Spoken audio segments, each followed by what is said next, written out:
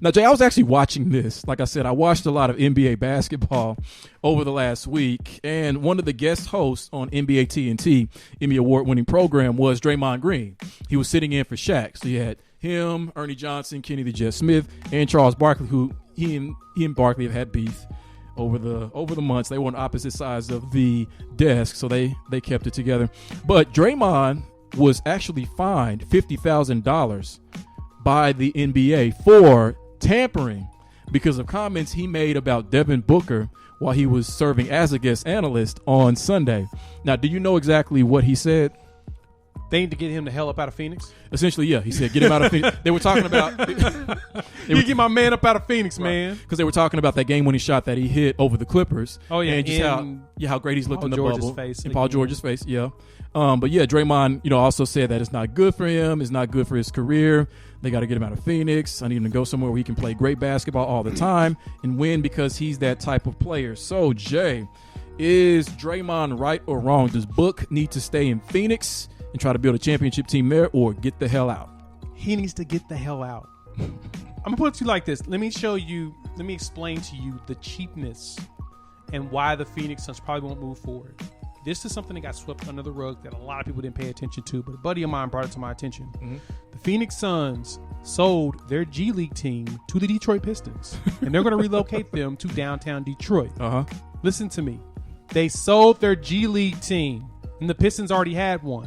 So Detroit has two G League teams now? In a way. The Grand Rapid Drivers are going to have to figure out their own thing. They have like a hybrid relationship, but the Pistons want to own their team.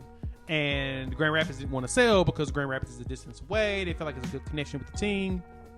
But the Phoenix Suns hit them up and say, hey, I want to buy ours because we don't want them anymore. We don't want to spend the money. We like the expense isn't worth it right now. What? So you don't want to develop talent to move in and shift into... Right. Oklahoma City's probably one of the teams out there that has used the heck out of their G League team. Perfect example, Lou Dort. Undrafted. Signed him as a two-way. Put him out there in the G. Saw that he was ridiculous. Brought him up. And he's doing some things. Solid player.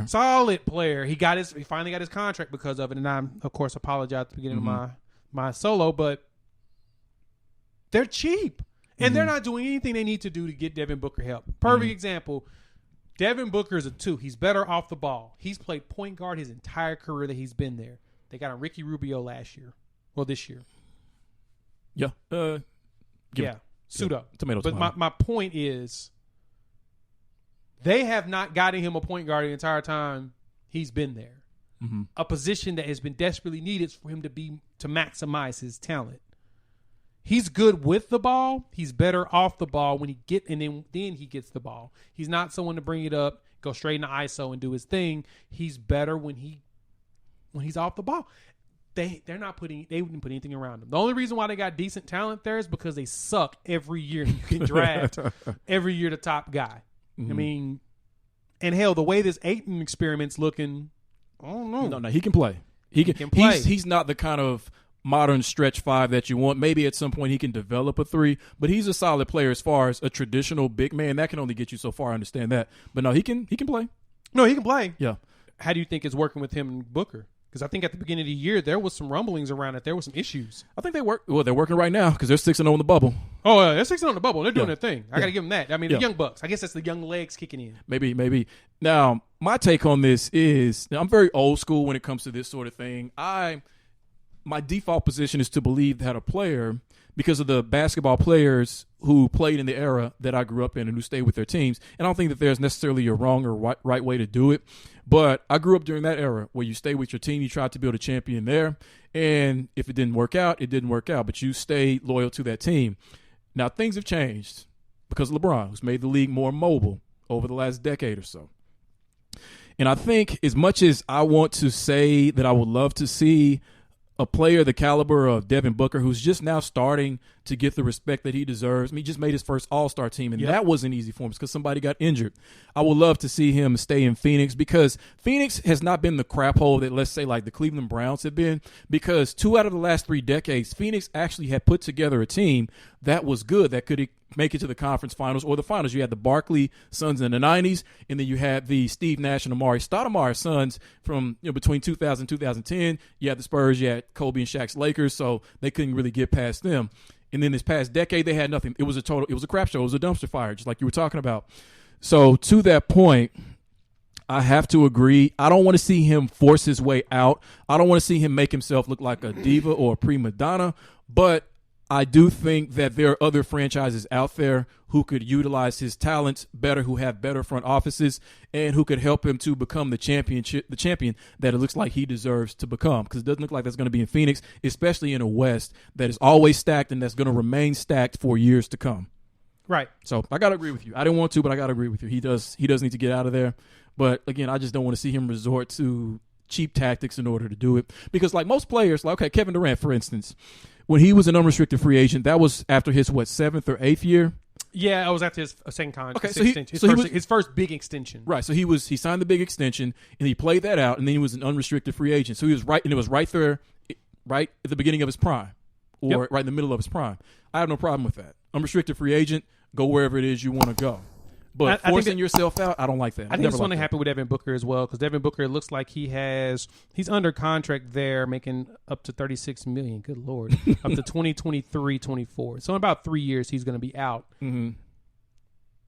For him, he'll finish this contract out. Yeah. He's not coming back after this contract. I mean, Perfectly fine with he's that. young. Yeah. He's born in 96. Because he was a one and done, right? Yeah. Yeah. He's born in 96. Uh-huh. Good Lord, he's a kid.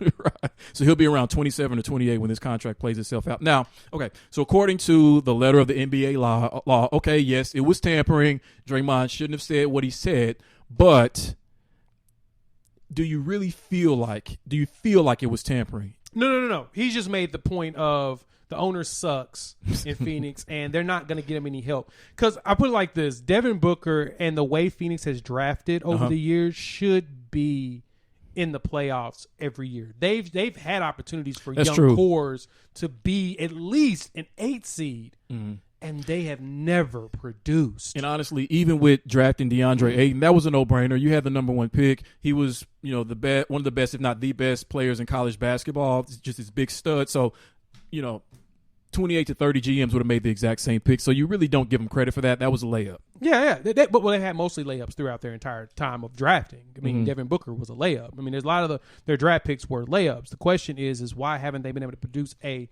playoff team? And so real quick, they traded for Kelly Oubre, which was kind of weird. He's a solid and player. Tyler Johnson, which, he is. Frank Kaminsky.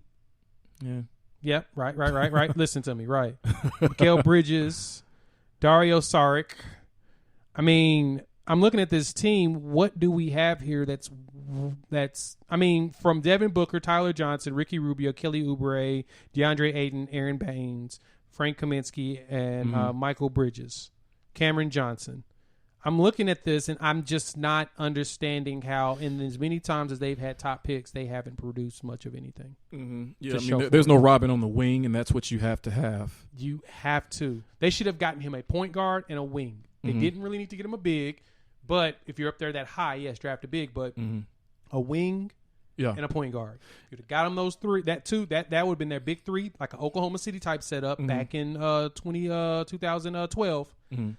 They could have gone a lot farther. I'll tell you another reason. Just for me, why I would want him to stay, at least play out these next 2 to 3 years, is the coach is Monty Williams, right? Who we know fairly well because he was an assistant coach here in Oklahoma City. Guy. So I don't want to see Monty Williams end up in a situation where your best player has forced his way out of town, and then you're stuck with this team without that player. That's horrible. That makes you look like you don't know how to do your job, and that's not the case with Monty Williams. And then after that, you never get another job in the NBA again as a head coach. I don't want to see that happen to him. So that's sort of another personal reason why I would like Book to stay, at least play out this next 3 years, and then if you feel like getting out of there, get out of there. Did you see who the top person is in the bubble right now? As far as what? Hooping. It's either got to be T.J. Warren. It's got to be Devin Booker. T.J. Warren. Guess who drafted T.J. Warren? Phoenix Suns. And got him. All right. Oh, man.